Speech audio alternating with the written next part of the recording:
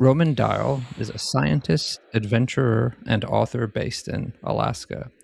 His scientific work has appeared in journals like Science and Nature. He's a pioneer of packrafting, using lightweight boats to explore remote rivers and landscapes. And he is the author of The Adventurer's Son, and most recently, an article for Adventure Journal, which I loved, called Despite Himself. And here's the subtitle: The line between life and death can be thin indeed. Roman, hello. Hi Ken, nice to meet you here on the podcast. It's an honor to meet you, Roman. I've been diving into your stuff this week and watching some films of one of your favorite movie directors. Could you guess who that might be? I'm guessing that it's going to be Werner Herzog and his early stuff. And you're pronouncing the W in Werner correctly.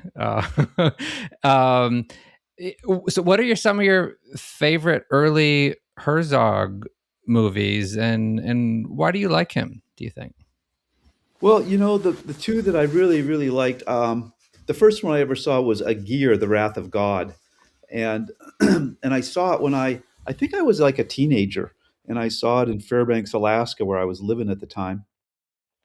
And it was at the Bunnell Auditorium at the University of Alaska there, and I was just like blown away by the opening scene of these like conquistadors marching through the fog in Peru. I guess it looked like, I don't know, it was in the Andes, and and it just looked so realistic. And then the story went on where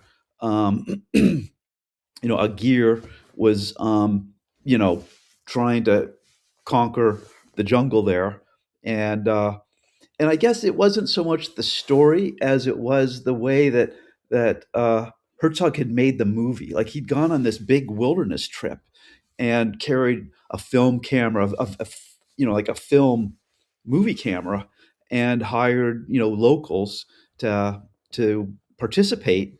And I'd been on, I was just a kid, but I'd been on a couple of wilderness trips in Alaska to realize that that would be a real challenge to be Yeah.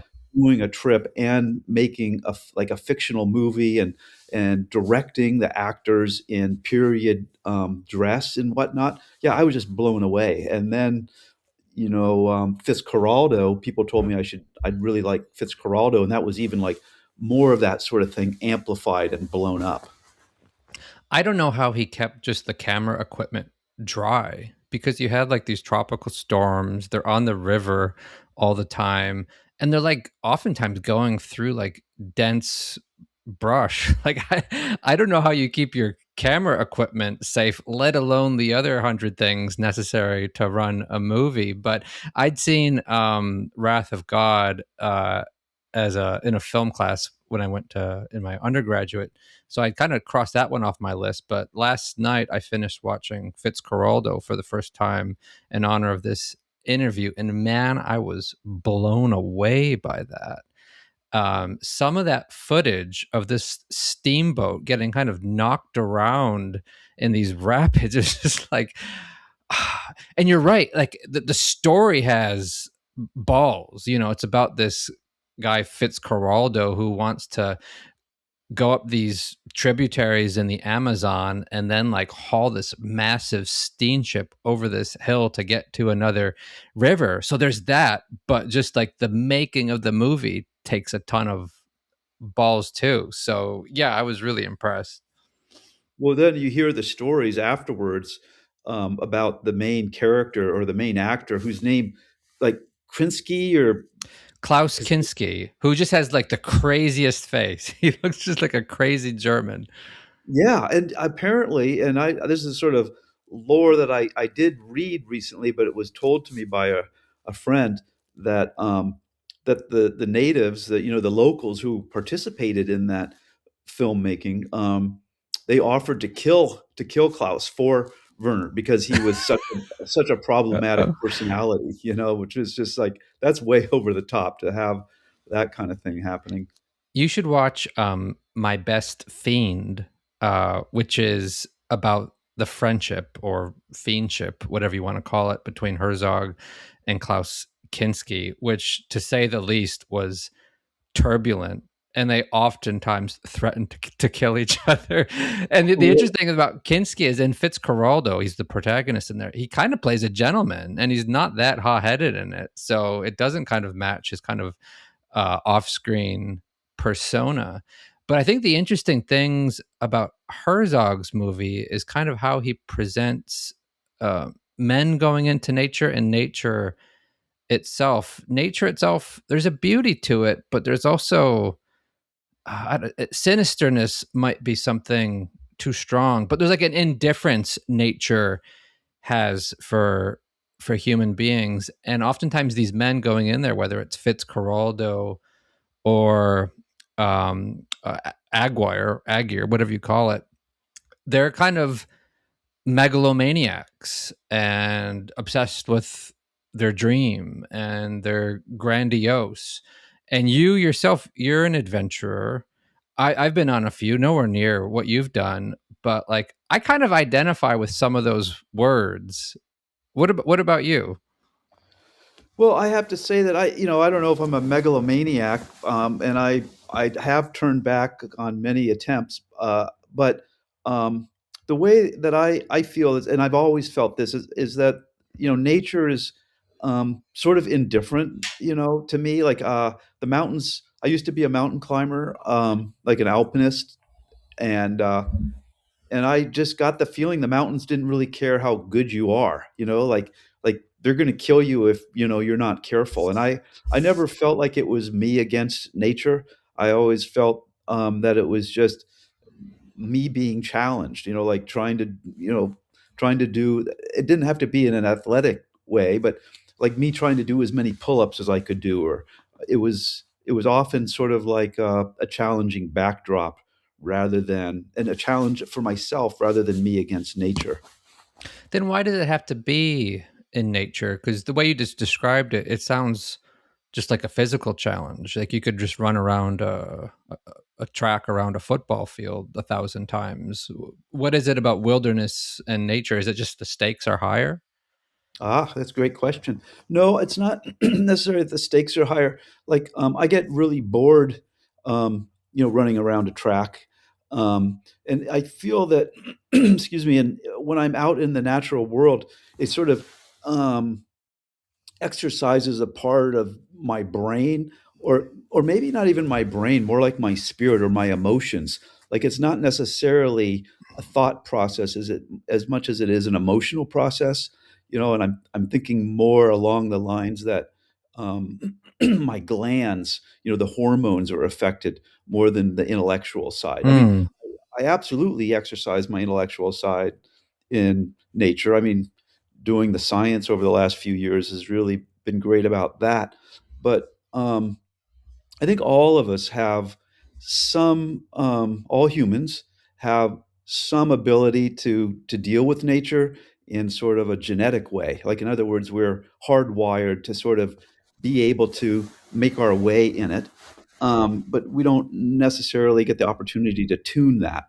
And what I'm trying to say is that that kind of intuition or emotion, or because I don't think we can genetically be hardwired in our brain so much as we are hardwired in our glands, or like where the hormones are produced, like Hmm. fear, for example. Like when a big animal jumps up in front of you, like a bear, it's not your brain that's going, "Uh oh, there's a bear." It's this hard wiring, like in, I don't know, the lizard brain that's down there in the middle of the regular human brain, that's reacting. And I feel like by going in nature I can really activate that human side. You can activate that. So, what does that mean on the ground, that you just feel more alive and more in tune with your body and you're experiencing the extremes of experience? Yeah, it doesn't even have to be extreme. I mean, um, almost always if I go to a new place, I used to travel quite a bit. My wife and I, and even my family, we used to travel quite a bit, and I always wanted, whenever we go to a new place, to get off trail so that I could feel the landscape. When you're on a trail, you don't have to deal with the brush. or the bushes or the pokey bits or the uneven terrain. In fact, you can disassociate your brain and your emotions from the nature around you, and just march along like you're not even like you're walking down a sidewalk. But when you've got to get into the bushes or the brush, you really have to engage with the landscape, and I feel that that's really what I'm after. I felt that with my nephew when we were out in Montana this past summer. We did 12 days of hiking, and a lot of it was just kind of by compass and topographic maps, and it was just enlivening for those 12 days. And then we got to the Missouri River and did 8 days of kayaking on the river, and just something kind of went away when we were on the river. I mean, we no longer had to just kind of discuss and figure out like where we were going. Where we were going was decided by millennia of erosion. The path had been figured out for us. So yeah, that resonates a lot with me. Hmm. Yeah, tell me about that trip there in Montana. Like, what motivated you to go there in the first place? That's a good question. I'm not someone who's so much motivated simply by a physical feat. Maybe I was early on, in my early 20s or so. But nowadays, I'm more attracted to kind of ideas. And if I can kind of couple that with like a physical feat, that's just a wonderful combination for me. So, uh, about 10 years ago, when I was writing my second book called Trespassing Across America, which was about my walk across the North American Great Plains, um, I was doing some research and I read about this place called American Prairie in Montana where they were creating this huge wildlife refuge. And they're like, it's going to be 3.2 million acres when it's done. And I was a seasonal park ranger at the time. So I knew acreages when it comes to like protected areas. I was like, wow, that's huge for the lower 48. How is that even possible? I thought kind of the days of kind of large scale ecological preservation or restoration were kind of over, but yet here's this like group of entrepreneurs trying to build a wildlife refuge in the middle of private land. So that got me really fascinated, and I think I was really drawn there because American Prairie and the model of wilderness preservation, I think, can be replicated across the American West. So if you're looking for things to be hopeful for the next couple centuries, I'm just like, I had to be out there and I had to have my feet on the ground and I had to talk to people and I had to see it. So that's what drew me out there. Wow, cool. That seems like a really neat experience, to actually go visit a place that's wild and also, in some sense, sort of has been erased from the American West. I mean, um, wide open prairie. If and I haven't been there.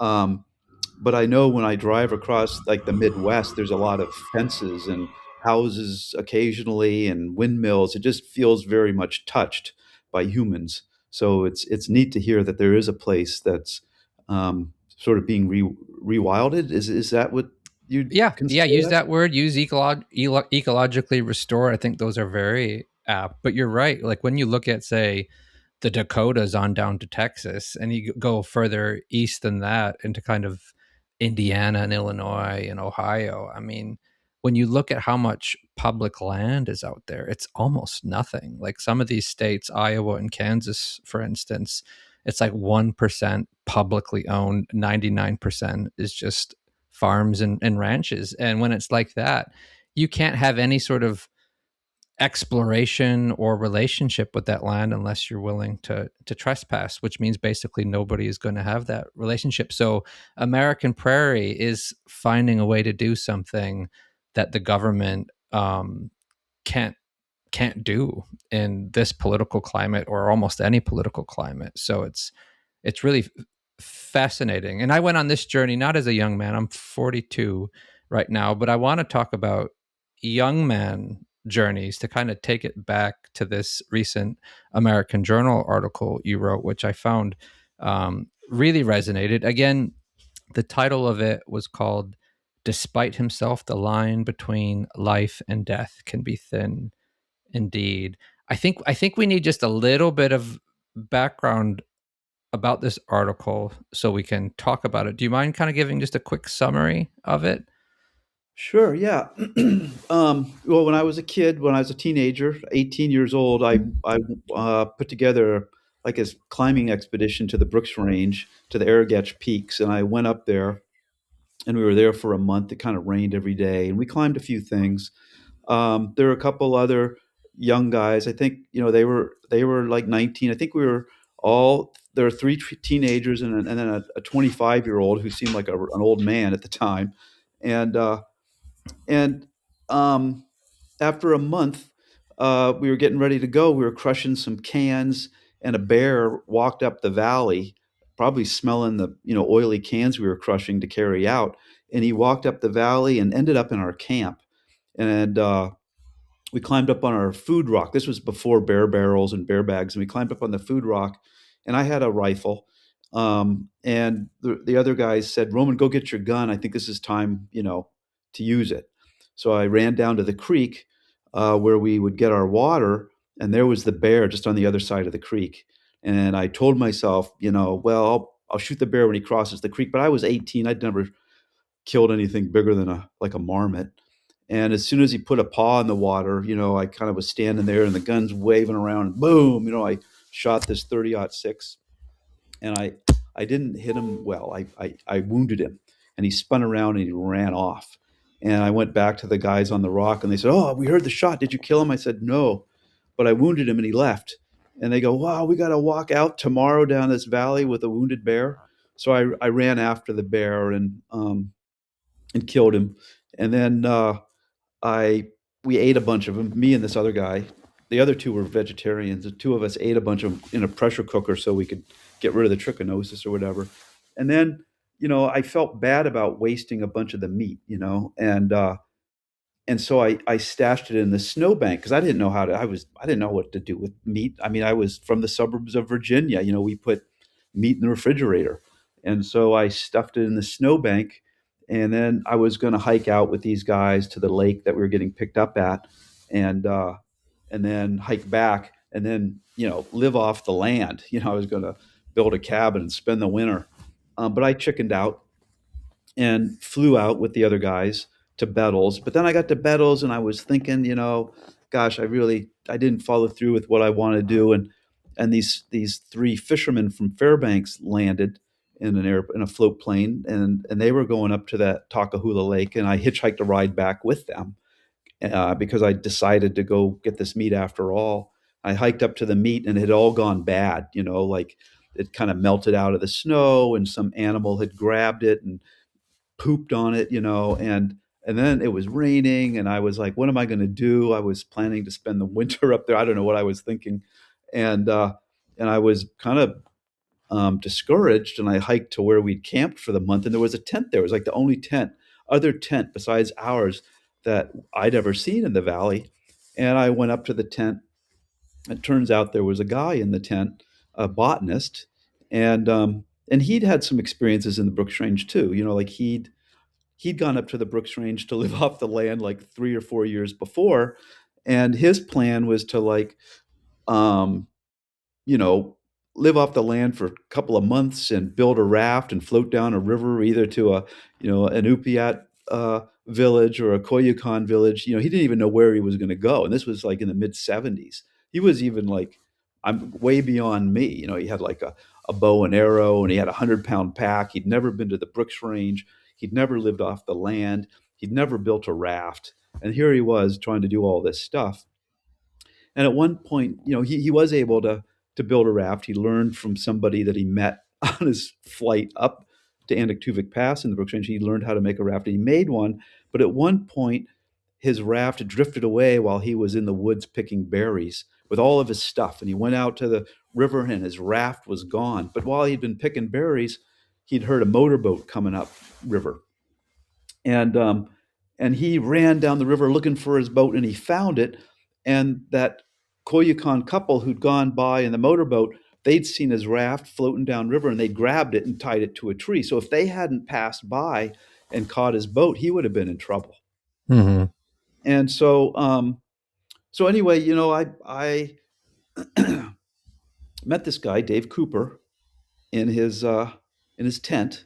I didn't know anything about him at the time. I just was like, "Where'd you come from?" And he was like, "Kid, what are you doing here? Like you've got no food and no pack, and your bear meat rotted. You're." He didn't say it, but he acted like I was an idiot, which I was. And he said, "I can't really spare any food." He gave me a couple granola bars, but he said, "If you hurry, about 45 miles from here is a geology camp, and they're getting ready to go, and you could probably catch a ride out with them. And if you need to, you could eat these Eskimo potatoes that grow on the river bars." So then, that was in 1979, and then in 1993, or 1992,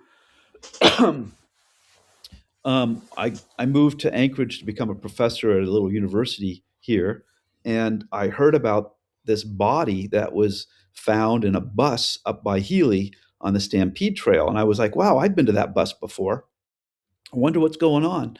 And and then over the next year, John Krakauer's Outside magazine article came out, and then um, I learned more about what had happened to Chris McCandless, and I really kind of, you know I really related to him in the sense that he tried to live off the land. He didn't know what to do with his moose meat, um, and then he starved. And I kind of related to him. Like it could have been me. I could have been the first Chris McCandless if it hadn't been for this guy David Cooper. Um, and I've lived here in Alaska. I think that book is like 30 years old now. Yeah, this would be the 30-year anniversary. 1996 it came out. Okay, yeah, and boy, nobody in Alaska likes Chris McCandless. They all think he's a freaking dumbass who got what he deserved almost. And I just can't believe anybody would say that, because I know that most everybody who comes up to Alaska, has some blunder that they make, and it's just kind of, luck that gets them out of that trouble. But if Why something do you think happens, Alaskans are that way? Why do you think Alaskans what's happening psychologically when they say, "Oh, he was a dumbass," when they discount him like that? yeah, I don't. I'm not 100% sure, and I'm not even sure that if it's a. I'm not even sure that it's an Alaskan thing. I, I mean, in the bigger sense, I think psychologically that when somebody dies, when there's a tragedy and somebody dies, um, even if it is kind of like accidental, or just bad luck, we try to get a take-home message from that, so we don't Mm. make that mistake ourselves. And so anytime somebody dies, we don't get to ask them, what did you do wrong? What we do is we go, wow, that guy did something wrong. We better not do that. That guy was a dumbass. Let's not do what he did. And I think in some sense, it's a way of getting meaning from somebody's death. I guess that would be my 2 cent. Can I share two alternative and more cynical takes on it? Oh, I'd love to hear him. um, well, one, I think there's a bit of envy there. I think McCandless kind of puts a mirror in front of some people, and you kind of get to take a look at yourself and maybe the life that you made, and maybe unconsciously you've made a lot of compromises from those original dreams of coming to Alaska. Maybe you had visions of hunting moose, but then you just kind of end up living a semi boring suburban life in Fairbanks or Alaska. So I think McCandless presents a challenge because I think he kind of out Alaskan the Alaskans in many ways. So I think there's that. And like when there's like a backpacker outside announces someone died from like a cougar attack on Facebook or whatever, I don't check the comments because I know there's just going to be some idiot out there who's just like, I shouldn't be doing that. You shouldn't be carrying that. And they just kind of get to experience a bit of kind of righteousness or moral superiority or like outdoorsman superiority. So those are my cynical takes. Hmm.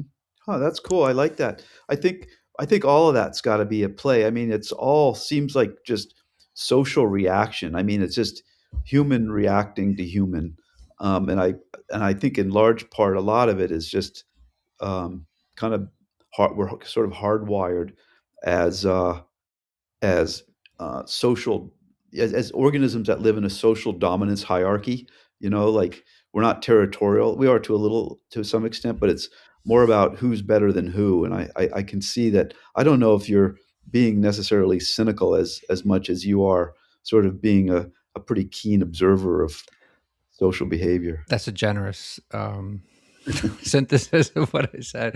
How do you think of yourself, of young Roman Dial, the young man who first came out to Alaska, like, and making those dumb mistakes and having these over grandiose plans? Are you just like, man, you were an idiot, or is there part of you like, yeah, man, like you were dreaming big, you were trying? Like, how do you think of him?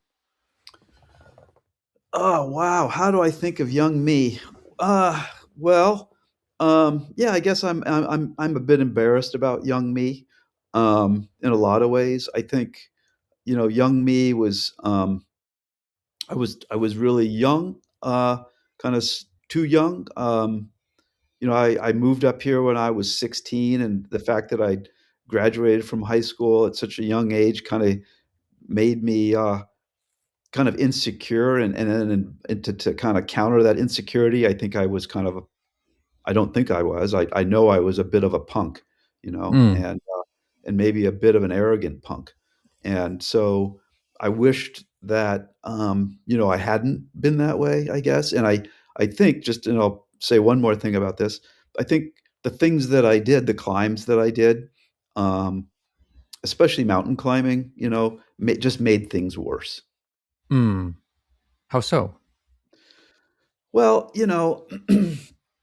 And you um, did some really hardcore stuff for people unfamiliar with your body of work and climbing. well, at the time, people now do that stuff. It's no big deal at all, But at the time, like the climb that I did in the Arrogach, it had only been done once before, by the first descent party, by a super famous Alaskan climber named David Roberts, and and he hadn't really done it that many years before, like 6 or 7 years, and then I show up as a teenager and do it, and then you know I did some ice climbs and some mountain climbs, and each time I did those, I'd come back with this really like overdosed sense of confidence, And what do you think of kind of young men generally who go off and do some stuff? Are they all foolhardy and kind of not informed enough, and got too big of a head? Or do you kind of take a more of a romantic view on kind of young men going out and doing things that they borderline can't do? Uh-huh. Yeah, those are great questions. I really enjoy hearing your perspective because it, my understanding is you're like a liberal art. You're a writer, right? And you studied history and um, literature, I suppose, or Yeah, yeah, a little bit. mhm.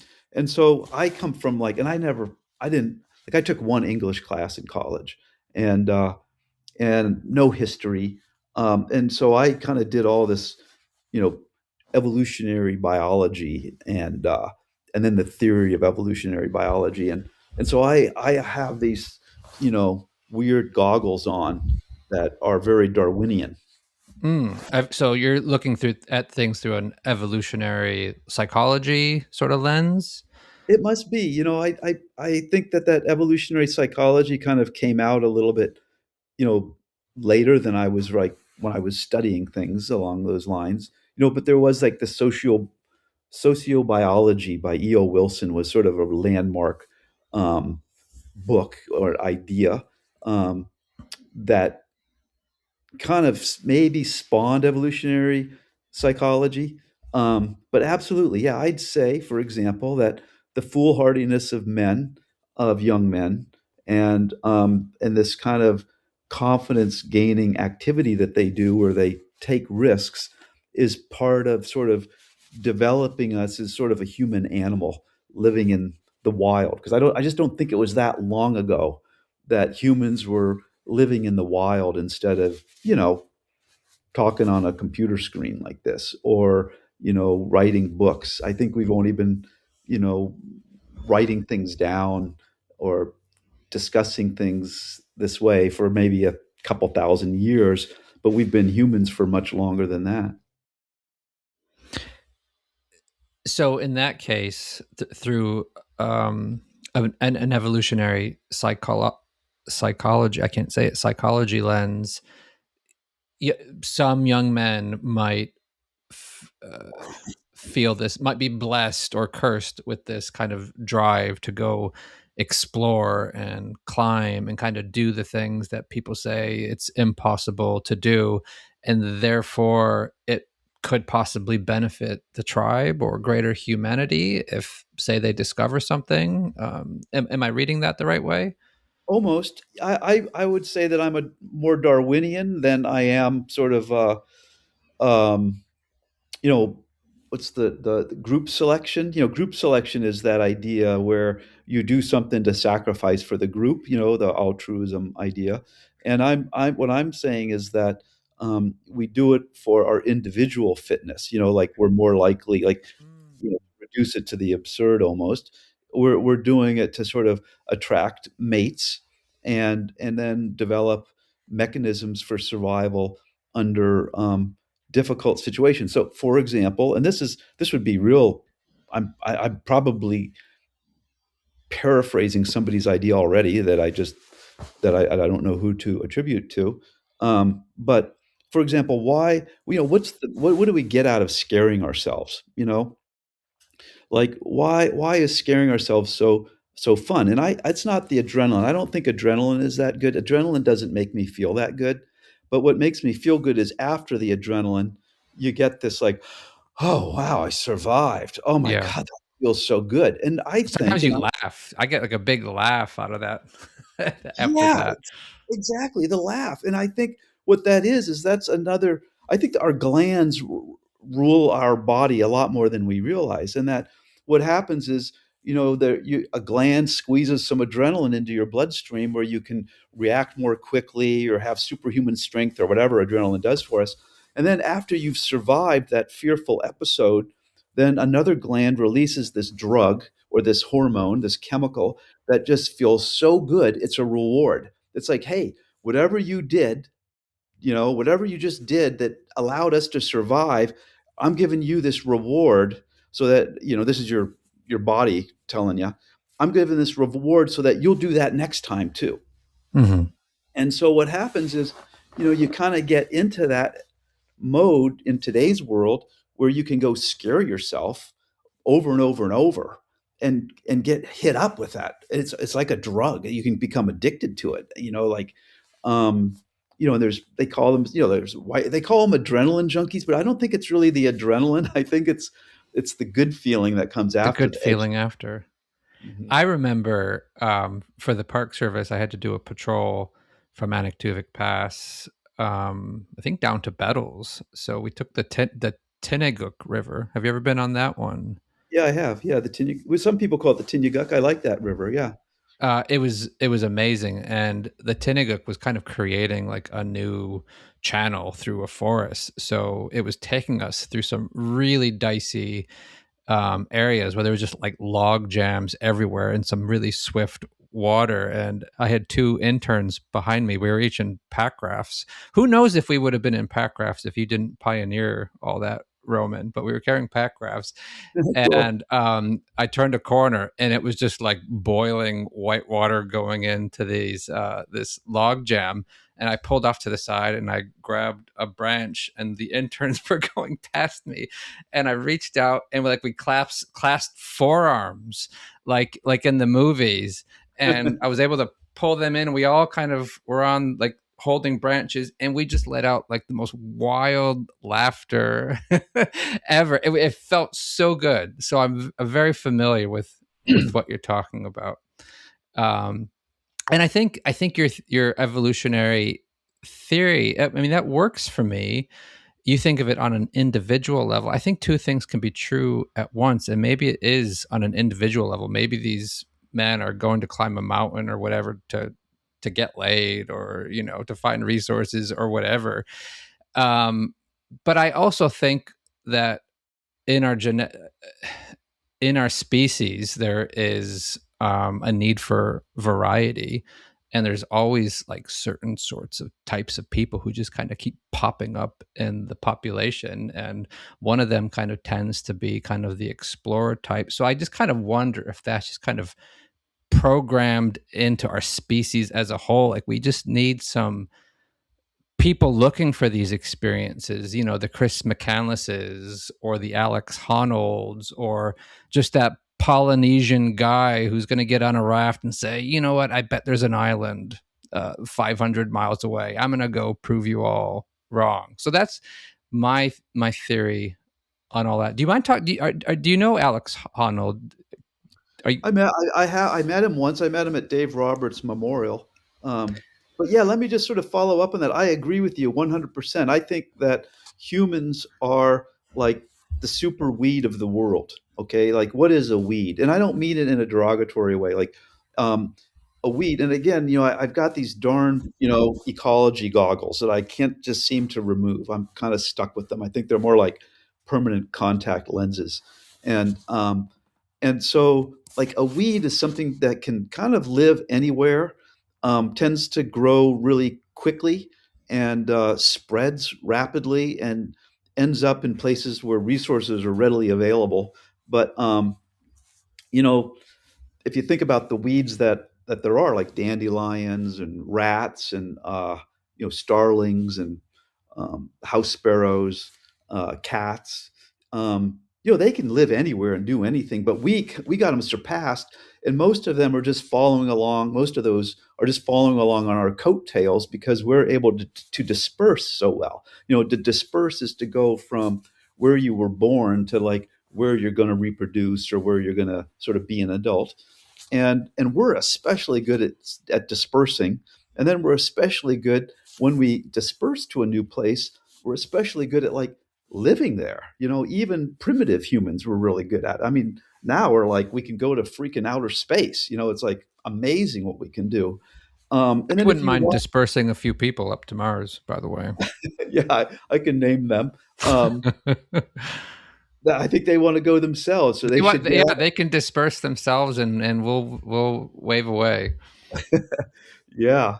Um, But I guess what I was going to say is that as far as like you know dispersal, if we I don't read enough books. I wish I read more books. I feel like whenever I'm reading a book, I think, oh, I should be writing instead of reading. Um, but in movies, which are easy to watch, I can sit with my wife on the couch and watch a movie. There's a remarkable number of movies where humans are going off someplace to do something, like out into space or out into the West, or and we're always like, oh yeah, those are the heroic people. And I think that they're heroic because I think we think they're heroic because they represent what we are, like a weedy species heading off to colonize a new place. And I don't want to get into the, pardon the pun, the weeds of group selection versus individual natural selection. But I think you and I are on the same page that humans admire that in people, and it's part of being a human animal. Is basically this: we're going to live anywhere we can. Yeah. Well, sometimes we view them as heroic, and sometimes they trigger something in us, and I think that's the case with someone like a Chris McCandless or an Alex Honnold, who I brought up. I watched Free Solo. Have you seen Free Solo? I did watch that. Yeah. Okay, Free Solo is about his kind of unsupported ascent of El Capitan in Yosemite National Park. I think that's right. But I was watching it with my best friend years ago, and he got up and left halfway through the movie. I'm like, dude, why are you leaving? This is this is riveting stuff. He's just like, I can't take it. he's a sociopath. He doesn't care about dying or who it would crush. And I was like, yeah, but this is also a beautiful thing what he's doing. Like I saw what he was doing as a beautiful thing, and I see, to make a broader point about this kind of like young men theme we're talking about, that that masculine kind of force of energy that is present, especially in young men, where you're so driven, so obsessed, so determined, so monomaniacal. There's other words I could use. Uh, it's it's a force of nature, and I feel like you kind of have to respect it when it shows up in someone, because one, that's how they were made, and that's where they're going to find some sort of contentment and fulfillment and purpose. And yeah, it might just end up with someone climbing up a rock face, but it could also redefine what's physically possible, or find one of those Polynesian islands. So yeah. Yeah, no, I agree with you totally. I do have to say, you asked a difference between young Roman and old Roman dial. Yeah, young Roman dial didn't realize, like your friend did, like you, whoever your friend was, you were watching that free solo with, who said this guy's a sociopath. He doesn't care about whose feelings are going to get crushed when he falls to the earth and crushes himself. Yeah, young Roman Dial never even occurred to me. Like I remember being in my 20s thinking I'm going to be lucky if I live to be 30. I'll probably die in an avalanche, and it never occurred to me that if I died, my mom and my dad and my sister would be crushed. Never occurred to me, never. Or that my girlfriend at the time would be like crushed. I can't believe I can't believe I didn't realize how painful it was to lose somebody, or it could be how painful it could be to lose somebody, until I was in my 50s and my son disappeared, in the Costa Rican jungle. And then I was like, holy shit, man, what have I been doing all these years? This is incredibly selfish. And so now I'm at this point where I do know these young men who are off doing like amazing climbs. There's this young guy lives up here, and he won the highest award in climbing, alpine climbing, the Golden Ice Axe Award, the Piolet d'Or from France, and he won it. And I'm really kind of torn between like saying, "Wow, that's awesome, attaboy, yeah, just Yeah. keep going," and saying, "No, stop doing this." There's people who love you, and when you're dead, you're fucking dead, and you don't know you're dead. But the rest of us are going to hurt. And then I think, well, wait a minute, am I being selfish because I don't want to be hurt? And so, yeah, then I get kind of stuck. I'm kind of like a coward. I don't even talk to the kid at all, because I don't know what to say to him. You're Do I unsure say, of what to say. yeah, Mm. And that's it kind of brings me back to your article, because one of the interesting things about it as is it that it's kind of like a communal survival theme to it, in which there's this kind of like this pay it forward, where David Cooper goes out there, and kind of some old hands up in the Brooks Range say, hey, you could do this instead, and they kind of channel him towards kind of a more uh, logical way of kind of exploring. And the same thing happened with you with David. Like he helped channel you in a way. um so that kind of, it's kind of different than the usual survival story, which is man goes into nature, fights off a bear, and comes home. This is more relational. Like you're going into nature and interacting with people and gleaning wisdom, and transforming because of those human interactions. oh, absolutely. I think honestly, um, sort of, I don't know what to call it. Outdoor recreation just sounds sort of like too cheap.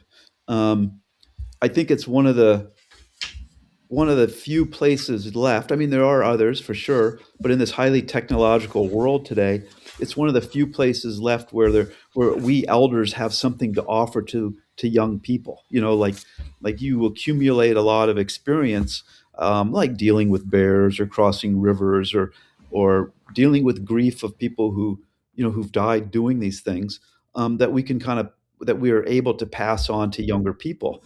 Um, and it's I know that I had mentors when I was young. I didn't know what I didn't call them mentors and I didn't call them elders. I just knew that these were older people that I learned from. I learned like, wow, there's game trails out here. I didn't know those were here. Or, oh, you can read a river like a book. I didn't know you could read a river like a book. Or what? Carry a little pack raft? That's amazing. Or what? You can pack a trail by, you can climb really soft snow by, punching holes in the snow in just the right way, or walking across a crevasse. I learned a lot, not from reading, but from experiences with older people.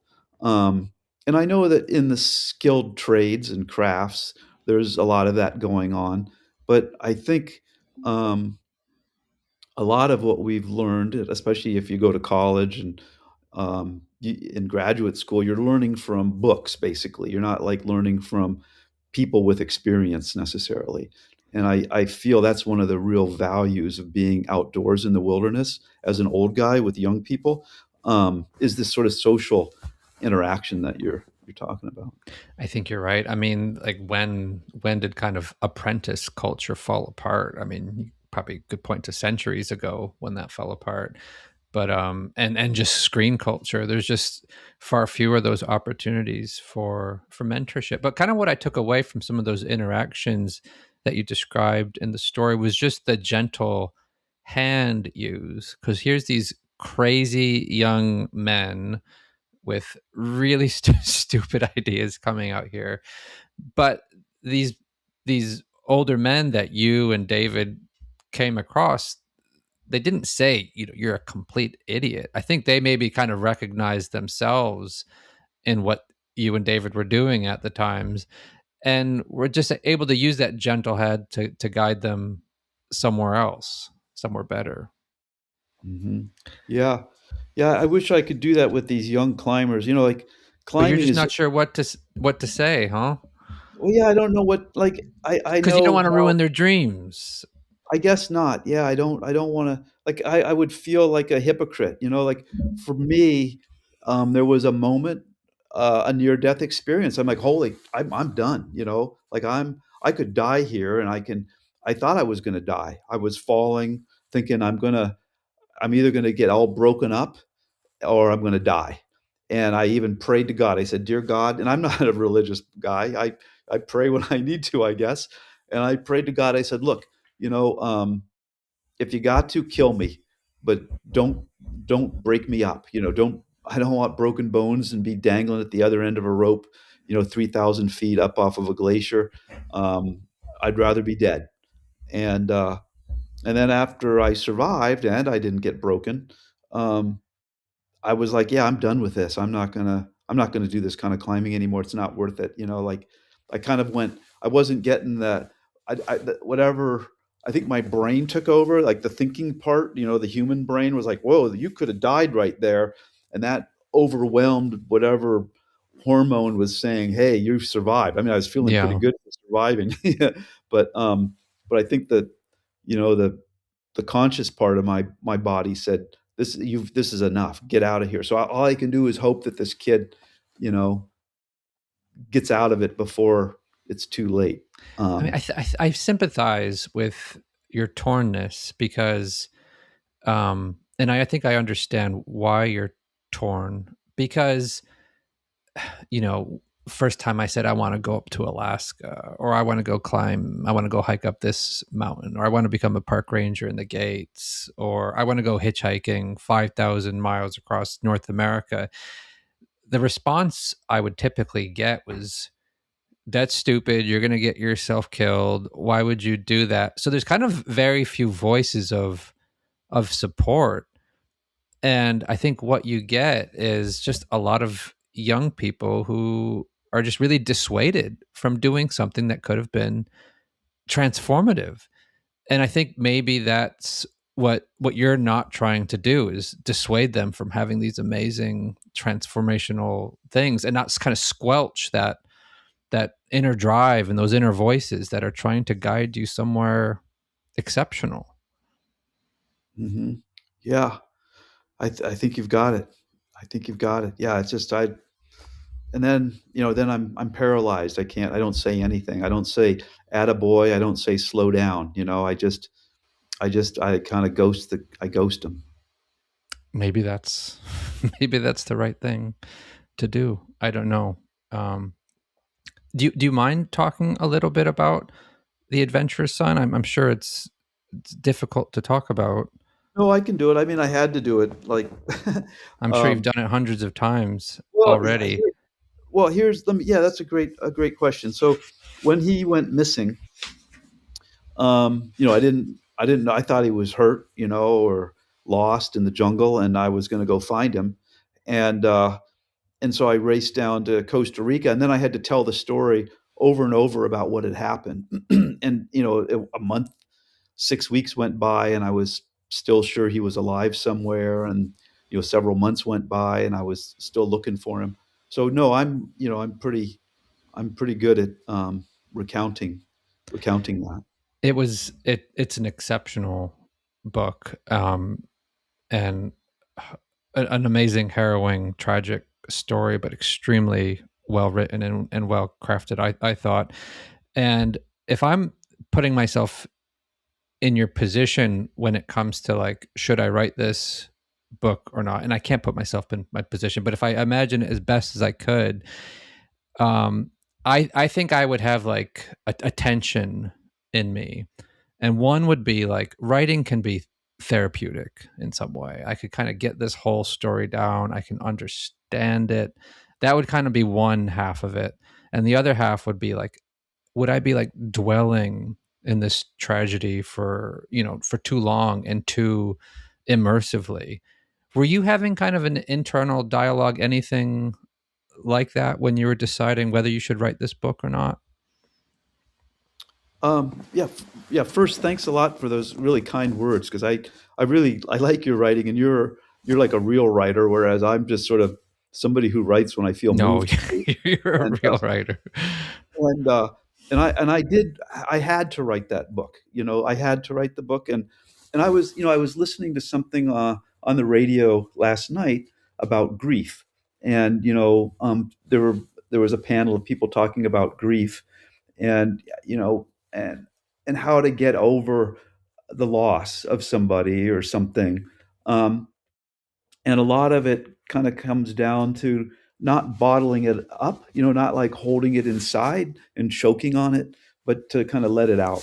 And for me, writing the book um, began as sort of me uh, taking notes in a notebook about phone numbers and people to talk to and places to go to look for him, and then to sort of interpreting what people said. And then before long, I was writing my thoughts about what had happened, and then my feelings were coming along. So I kind of was keeping these notebooks that turned into journals or diaries. Um, and then I revisited those in this book, and I appreciate your kind words about the book. A lot of people don't like the book, but the book for me was sort of a way to revisit um, the life that led to the end of his. Do you know what I mean? Like I wanted to look and see, well, what did I do here? Like how was this my fault? Did I bring him to that point? Um, and so I had to like figure out what had happened in like the proximate thing that happened to him. Like, how did he die, and how did he get where he was there, and why was he there in the first place? And I just worked my way back. So it was very, I guess you used the word therapeutic. Yeah, it was. Other people have used the word cathartic, and for me, it was absolutely a way of like processing everything. Like all Yeah. this stuff had come into my head, and it was sitting in my head. And then by writing it, it came out my fingers, and in some way I could make sense of it. Kind of like I don't I like photography, and I used to take a lot of pictures, but on my walls at home I hang art, because art is where another human has taken in the environment and passed it through their head and their hormones, if you will, and then it comes out through their fingers. And I appreciate art more than photography, because it's been interpreted by another human. And so for me, writing that book was a way to interpret what had happened and make sense of it. And I didn't write the book for money. I didn't. I wrote the book for me and my friends and my family so that they would know what had actually happened. Who's on your wall? Who's an artist you really like? Well, you might not have heard of them. They're Alaskan artists. Like there's one guy. His name is um, Bill Brody, and Bill Brody was a art professor at the University of Alaska Fairbanks for like 30 years, and I really fell in love with his art when he was doing these really big plein air oils. Like he would go out into the wilderness, and he developed like all these techniques to roll up um, his canvases, and then he had a frame that kind of fit into a tube. You could take the frame apart and fit it into a tube, and then he'd get to where he wanted to be, and he'd put the frame together to paint these 4 foot by 6 foot oil paintings. Like in the Arrowgetch Peaks. Like I took him up to the Arrowgetch Peaks, to the forks. Where the two creeks split. Because I think when you were a ranger, you probably went to the Arrowgetch. Yeah, didn't climb them like you did, but I got to see them up close. Well, I took this guy. He was 78 years old, and we hiked him up there and put him in position. And he painted 4 big oil paintings while we were there. And then one of them, I said, I want this valley here. I want this view. And I parked him there, and he painted it. And it was too big. My house is too small for a 4 foot by 6 foot. I said, Bill, that's too big. I need 6 feet long and 2 feet tall. And he also did a couple little sketches, and I gave one of those. He painted. He took the sketch. It was a charcoal sketch, and he turned it into a small little painting. And I gave that one. I gave one of those to John Krakauer and another one to my wife. And then he had like a protege along with him named Clara Maish, who's also from Fairbanks, whom I bet your friend Josh Spice probably knows. And Clara, she was in her 30s, whereas Bill was like 79 or 78. And she got up closer to the mountains, and she painted one, and I bought one of those from her. And then the other artist that I have, with a big painting, his name is Steve Gordon. He has a whole bunch of beautiful paintings all over Anchorage. I think he's one of my favorite. He has really vibrant colors, and he paints plants and landscapes the way I see them. So I really appreciate him. And then my wife's brother is an artist, and I have some of his work too. I'll have to find some screenshots and put them in the show notes. I'm interested to see Oh yeah, them. I think I can send those to you. I have them. Like I keep them. I have a couple of them on my phone. I'll send you the ones of the Arrowgetch. Please, yeah. I really miss the Brooks. I haven't been back there since 2015. It's been over 10 years now. How Um, come you left Alaska? I mean, it seems like you stayed here for a while. I came there every summer from about 2005 to about 2015. I worked at Coldfoot Camp up there for a couple years, and then I got a job for Gates of the Arctic. So I would come back there, and once I had a girlfriend in Ferry, which is right next to Healy. So I was just kind of coming back every summer. My last season there was it was at Lake Clark. I did that in 2017, and I was living alone in a cabin next to Silver Salmon Creek, which was just like an amazing place. I was catching like these monsters every day and eating so much wonderful salmon. But I was like in my mid 30s, and I just kind of like looked at my life, and I was just like, what am I doing? Like I felt like I kept going back to Alaska because of what had driven me up to Alaska in my early 20s, which was looking for adventure and nature and something more real than the suburban consumeristic society that I grew up in. So I was looking for transformation and solitude and testing myself physically, but I didn't need those things when I was in my mid 30s. I had already done them. So I felt like I was kind of going in circles, and having that much solitude for 4 months living by myself and being kind of terrified of all these grizzly bears. I would see like 30 grizzly bears every single day. And although they were accustomed to humans, you still get scared when you're around them.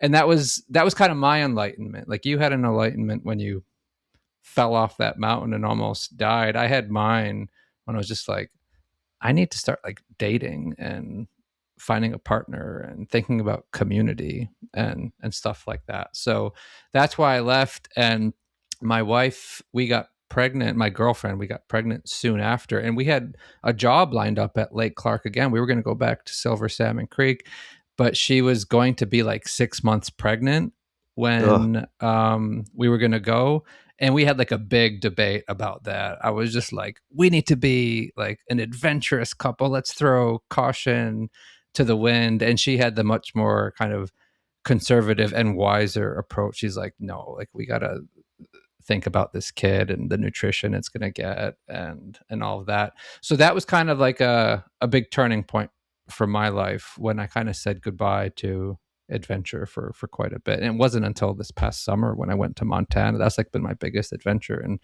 6 years or so. So that was that. I see. Um, but to go back to the adventurer's son, I'm wondering.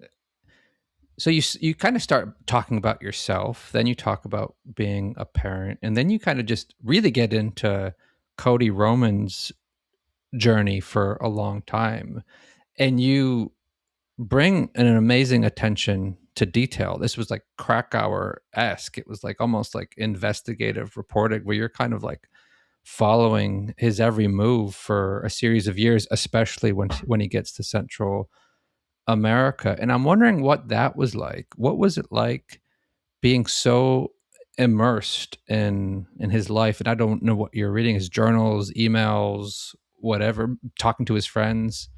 What was that like? Wow, yeah, yeah, that was really satisfying in many ways, but I also felt like, wow, I wish I'd been paying closer attention to a lot of this beforehand.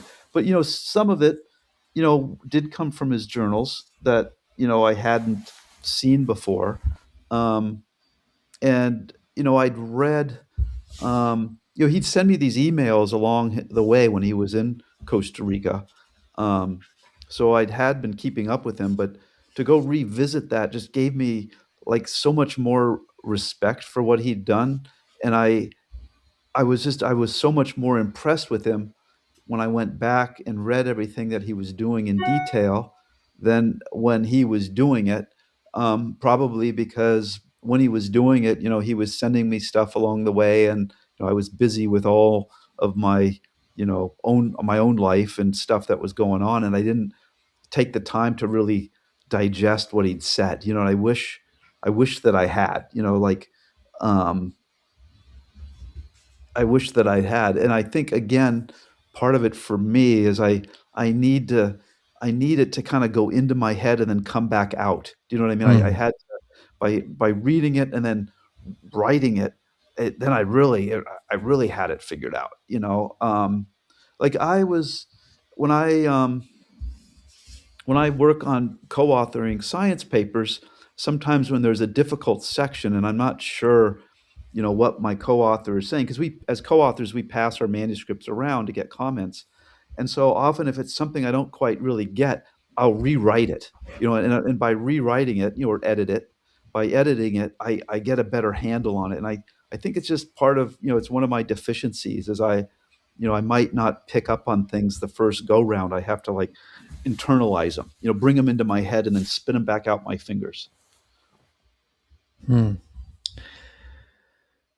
And what was it like to end? It ends on a very kind of melancholic note when it almost sounds like it was nice kind of dwelling inside these memories. What was it like kind of putting that final period and that last edit and kind of closing this chapter? Did it feel like a loss, or did it feel like you were unleashing this book like a dove into the sky? Well, how did it feel? Well, first of all, like a lot of it, I did, I guess I'm not embarrassed to say I cried over that damn thing. Like, I mean, literally tears came down my face. um, and they still do. Like, I don't know, not as often as they used to, but usually music makes it happen. I can, especially music that he liked, like Mm. Radiohead, and some other kind of I don't know what they call, like, indie pop from the 20s, from the early 2000s, and music that he turned me on to. So yeah, it was really like an emotional thing, but also a release. And it just, for a long time, um, for many, months, I guess, I would, even after the book came out, I would reread the last few um, sections. I don't want to say I'm embarrassed I'm not really embarrassed, but I'd read it because it would bring emotions out of me. Like, it was like I could flush things from my system almost. Like, um, my wife and I were in a big earthquake in San Francisco in 1989. We were, like, not in San Francisco, we were like in Mountain View, or actually I was at Stanford campus when the thing went off. And it was a big earthquake, I don't know, like 7.5 or something. And forever after that, like, we weren't terrified when that earthquake happened, the big one, but every um,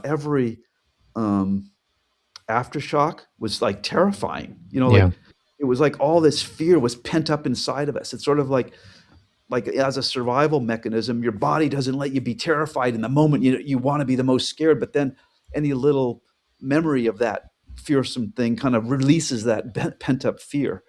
And so I feel like the grief that I'd kind of had pent up inside of me while I was looking for him, I couldn't really, like, I, I'm not even sure if I bring it up in the book. I think I got sick in the book. And I never really said why I got sick. I didn't know why I got sick, but I had this really horrible, like, sinus infection. And what it was I almost every night I would start to cry and I would just fight back the tears. And it Mm. just built up into like a sinus infection.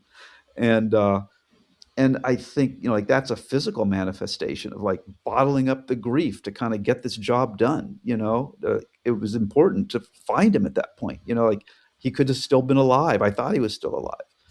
Um, and so I think that's kind of an example of how, when you're forced to bottle up your grief, um, it needs to come out. And so what I'm trying to say is, how did I feel? You asked me, how did I feel when I finished the book? Well, it was fantastic to finish it. And I worked really hard on it. It was like the most important thing I ever did besides go look for him. You know what I mean? Like, I don't know, the three most important things I've done are, like, raise kids as best I could, look for my son when he went missing, and then tell the real story of what had happened. Yeah. And so I felt like I was able to get a lot of the emotions that I felt down, and when I reread them, I could kind of bring up those emotions that were bottled up, and I could get them out. I'm in training as um, a psychotherapist right now. I'm kind of pivoting my career a little bit, so I'm always thinking about this sort of stuff. And I'm wondering if you've changed from these tragic experiences and the writing of this book in any way, kind of emotionally. Like, are you more open with kind of expressing emotion or displaying emotion at all because of this? Well, it kind of depends on who I'm who, like, there's some, like, yes, yes, yes, and no. There's some people I still am unable to, like, confront, if you will. Mm. Like, they will make me angry, but I can't, like, tell them why I'm angry. But on the other hand, oh yeah, I mean, I feel like as we age, as men, as we age, our testosterone starts to run down, I guess, or we don't produce it as much, and that tends to change our emotional state and our behaviors. Um, but there was a quick acceleration in that kind of sort of empathy and sympathy for others, that writing that book made me kind of face up to what was going on and made me feel. um, you know, not exactly sorry isn't the right word, but definitely when people um, hurt, I could understand more about how they hurt and why. Hmm. Yeah, he asked me for advice. I thought I loved my son a lot, and I put a lot of effort into developing a good relationship with him, and looking back, I wish I'd put more into the relationship with my daughter, but my wife and my daughter had a really good thing going on, and I didn't want to interfere with that. And and I think my wife had family issues too, and I didn't want to dive into my wife's issues deeply in the book because that's her story, not mine. You know what I mean? Like I get criticism that I didn't talk about my daughter and my wife, like because every woman who's reading the book wants to hear all the dirt in my life. I wasn't going to write about my daughter and my wife because I respect them too much. You know what I mean? I don't because what people want to hear is they want to hear the dirt and the pain and the suffering, and I didn't want to cover that on them. It was a story about you know me and my son, and so, but anyway, yeah, I worked hard to be a good father to him, and I didn't have a lot to work with going into it. Like I didn't have good dad training, and so I don't know. I still don't know if I did a good job, but I tried. Yeah, I tried. Hard for me to say, but it sounds like you did a really good job. And he sounds like he was a wonderful person. I wish I had a chance to meet him. Um, I had a whole bunch of questions about your science, but maybe we'll just save that for podcast next year or Yeah. something, if that's okay, Roman. Oh, yeah. This was great. I like talking. You're an awesome podcaster. Thank you very much. Well, I can't let you go without asking about your um, fixation for trashy action films. Can you name a couple of titles of trashy action? I don't have titles. I like that Jason Statham. Is that how you say his name? Okay, I thought you were going to go to like 1980s stuff here, but that's more Oh, like 2000s. oh yeah. No, I don't go back very often, but of course I liked that stuff back then. I loved the Terminator series. Oh Um, yeah, that's yeah, I terrific. liked Bruce Willis movies when he was like an action guy. Oh, I liked those. And it's fun. I was kind of embarrassed to admit that I liked all that violence and action, and my wife really liked it too. So it's one of the things that we kind of shared an interest in was watching those. And her favorite guy, and I liked him too, but not as much as um, she did. Was I just lost his name? What was he in? I could probably help you out there. He was a revenge Charles Bronson. Charles Oh, Bronson. okay. Okay, that's a bit older, yeah. Yeah, that's from like the 70s. Um, yeah, I mean the action movies didn't really start until kind of the revenge movies of the 70s, to be honest with you. Because you had Rambo, um, and then Stallone's career took off, and then it was kind of Stallone versus Schwarzenegger in the '80s, with just kind of like this the steroid era. But then it really branched out in the '90s, and nowadays there's really not that much action. Um, but yeah, Yeah, well, uh, I would be like if you were to ask, Beatles or Rolling Stones and Stallone versus Schwarzenegger, I'm in the Schwarzenegger camp. Like I think he was the action hero that I really liked watching. Terminator 2 and True Lies are probably two of my favorite action movies of all time for sure. So yeah, I think we're both on team Schwarzenegger.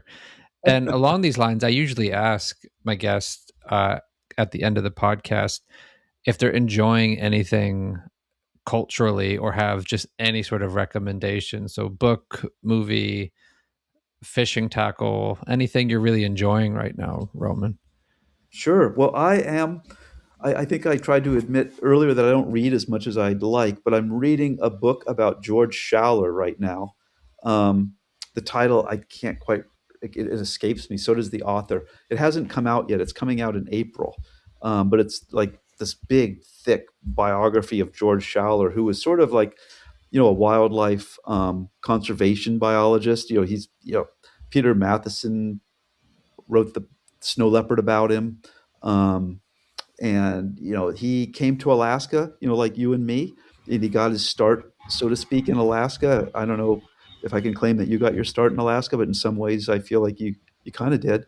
And he George Schaller came to Alaska, and he didn't be he went to school here, undergraduate school, and studied wildlife, and started working up on the Arctic slope when he was like in his early 20s, kind of like you, going to the gates of the Arctic. And that completely changed his career. And then a couple years later, he went up to the Arctic National Wildlife Refuge with the Murrays and some other early conservationists as they kind of imagined and framed this idea of preserving the Arctic National Wildlife Refuge. And then he went on to study, gorillas in Africa and lions and tigers and bears, and all the rest of it.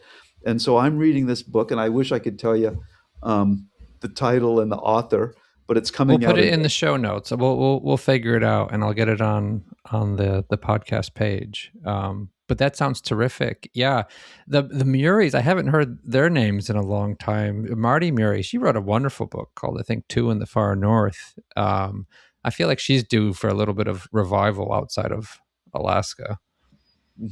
Yeah.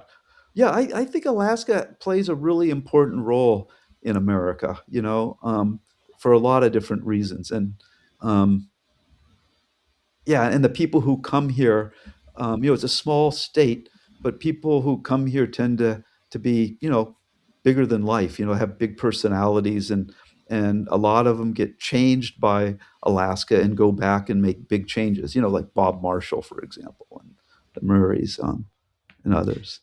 I have a bunch of questions about Barb Marshall and the northward march of the boreal forest, but again, we'll save those for another day.